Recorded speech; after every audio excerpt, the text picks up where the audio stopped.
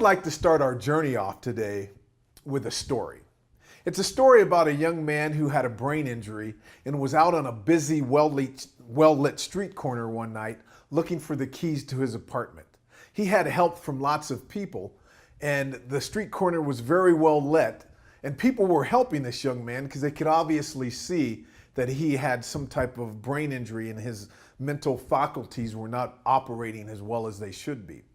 So after about 45 minutes of looking for this young man keys, and it was starting to rain, a kind lady asked the young man, she said, "Young man, are you sure you lost your keys here?" And he smiled and looked at her and said, "No, I lost them up in my apartment, but I don't have any electricity or lights in there, and there was no one there to help me. So I came out here on this street corner where it was well lit and a lot of people to help me find them." Now, obviously, this young man would never find his keys on that busy street corner, no matter how well lit it is, and no matter how many people were there to help him. To find his keys, he had to go back into his dark apartment and search for them. You see, the moral of the story is to find the keys that unlock our enormous human potential and put us back in alignment with our genetic structure. We have to travel inward into the darkness of our minds and look for the thought patterns and limited beliefs that have been created by the false man-made construct of race and the racism that we've experienced throughout our lives.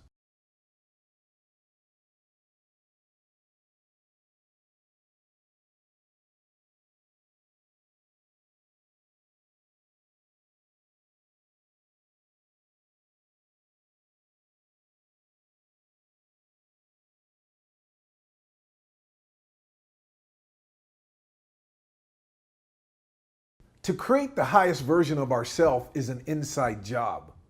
The first step in doing this is to take better care of our mind.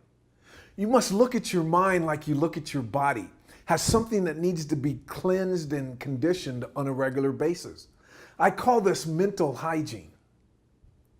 Once you decide to take better care of your mind, you instantly increase your self-power. Everything changes for the better.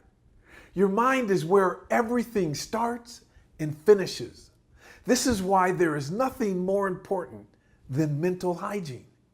When you take good care of your mind, it gives you the ability to live out your imagination and desires.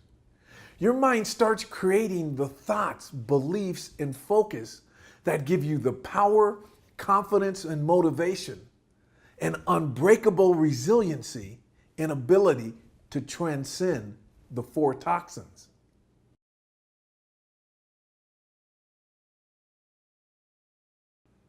When you don't take good care of your mind, you live in fear, emotional stress, and self-doubt.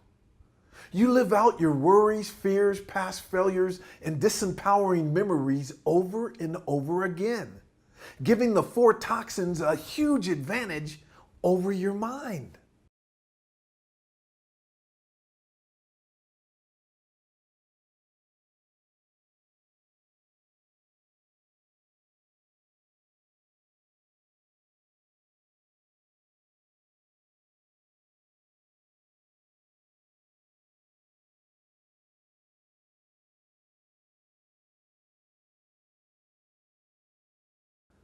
When you heal your mind from past microaggressions and remove the intellectual clutter of the man-made construct of race from your mind, you can soar to your infinite potential of your genetic structure. We human beings are designed to live out our imagination instead of living out the limitations of our man-made race and past history. When you realize that you can create the life and happiness you desire, regardless of your life circumstances, and that no one on this earth can prevent you from creating the highest version of yourself, your thoughts are in complete alignment with your genetic structure. When you are not taking good care of your mind, you fall out of alignment with your genetic structure.